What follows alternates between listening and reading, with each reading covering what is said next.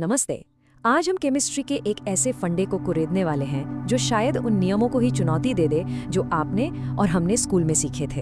तो चलिए एक छोटे से केमिस्ट्री क्विज से शुरू करते हैं। जरा याद करने की कोशिश कीजिए, सबसे ज्यादा पोलर मतलब जिसमें सबसे ज्यादा ध्रुवीय गुण हो ऐसा डायटोमिक मॉलिक्यूल कौन सा है? सोचिए जरा। अगर आपके दिमाग में सीजियम फ्लोराइड का नाम आया है तो आप बिल्कुल अकेले नहीं हैं। ज्यादातर लोग यही सोचते हैं।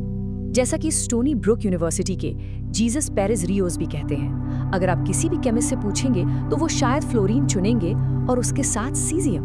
और इसकी वजह भी सीधी सी है ना, फ्लोरीन सबसे ज्यादा इलेक्ट्रोनेगेटिव है और सीजियम सबसे कम। यही तो पारंपरिक जवाब रहा है। लेकिन क्या ये पूरी सच्चाई है? यहीं से कहानी इंटरेस्टिंग होती है। चलिए इस पोलैरिटी मिथक की परतें उधेड़ते हैं। देखिए, किसी मॉलिक्यूल की पोलैरिटी को नापने का जो असली पैमाना है वो है उसका डायपोल मूवमेंट।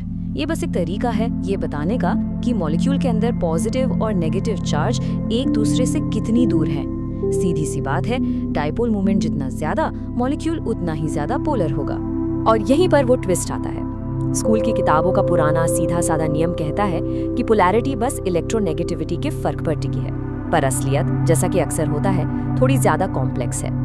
असल में डायपोल मोमेंट को तीन चीजें कंट्रोल करती हैं: इलेक्ट्रोनेगेटिविटी, बॉन्ड की लंबाई और एटम्स का साइज। तो ठीक है, अब जरा इस पुराने नियम से आगे निकल कर देखते हैं। तो याद रखिए, पोलैरिटी को समझने की तीन चाबियां हैं। पहली तो वही पुरानी है, इलेक्ट्रोनेगेटिविटी का फर्क। दूसरी है बॉन्ड की लंबाई, यानी एटम्स एक दूसरे से कितनी दूर हैं। और तीसरी है खुद एटम्स का साइज। ये तीनों मिलकर ही असली कहानी बताते हैं। अब आप सोचिए, जब तीन चीजें एक साथ काम कर रही हों तो सबसे पोलर मॉलिक्यूल को ढूंढना कितना मुश्किल होगा। ये तो बिल्कुल वैसा ही है जैसे भूसे के ढेर में सुई ढूंढना। तो जाहिर है रिसर्चर्स ने मदद के लिए टेक्नोलॉजी का दरवाजा खटखटाया। उन्होंने एक मशीन लर्निंग मॉडल को काम पर लगाया और उसका काम क्या था? एटम्स के 7021 अलग-अलग कॉम्बिनेशंस को छानना। जी हाँ, आपने सही सुना, 7021। तो इस मॉडल का मिशन बड़ा क्लियर था। पहले उसे उन मॉलिक्यूल्स का डेटा खिलाया गया जिनके बारे में हम पहले से जानते हैं। फिर उसने उन कंपाउंड्स से सीखा जो अभी सिर्फ थ्योरी में हैं। और फिर फाइनल स्टेप में उसने इन सब सीखों के आधार पर सभी 7021 कॉम्बिनेशंस के लिए भविष्यवाणी की, ये ढूंढने के लिए कि सबसे बड़ा छुपा रुस्तम कौन है। तो इतनी मेहनत के बाद मशीन ने क्या खोज निकाला, चलिए देखते हैं। और जो नतीजे आए वो सच में हैरान करने वाले थे। हमारा जो पुराना चैंपियन था सीजियम फ्लोराइड, उसका स्कोर है करीब 7.88 डिबाई। लेकिन इस मॉडल ने कुछ ऐसे मॉलिक्यूल्स ढूंढ निकाले जैसे सीजियम गोल्ड, जिनका डायपोल मोमेंट 11 डिबाई से भी ज्यादा है। मतलब पुराने रिकॉर्ड से कहीं ज्यादा। एक मिनट, सोना, एक मेटल भला इतना पोलर बॉन्ड कैसे बना सकता है? ये तो अजीब बात है ना? पर इसका राज छुपा है सोने के डी ऑर्बिटल में।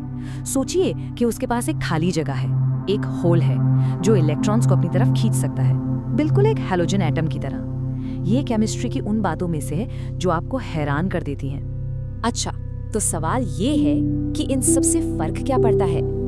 पेरेज रियोस बताते हैं कि रिसर्चर्स इन सुपरपोलर गैसों के पीछे दीवाने हैं। क्यों? क्योंकि इनसे वो बहुत ही ठंडे तापमान पर एटम्स के बीच होने वाले लॉन्ग रेंज इंटरैक्शंस को स्टडी कर सकते हैं। और ये क्वांटम फिजिक्स की दुनिया के लिए एक बहुत बड़ी बात है। तो ये पूरी खोज हमें यही दिखाती है कि साइंस कभी रुकता नहीं है, यह हमेशा आगे बढ़ता रहता है और खुद को सुधारता है। हाँ, एक बात साफ कर दें, ये मॉडल कोई जादूगर नहीं है जो आपको एकदम सटीक वैल्यू बता दे। ये उतना सुपर एक्यूरेट नहीं है, लेकिन इसकी असली खूबी कहीं और है।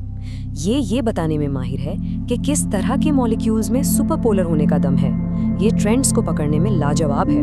और अब मैं आपको एक सवाल के साथ छोड़कर जाना चाहता हूँ।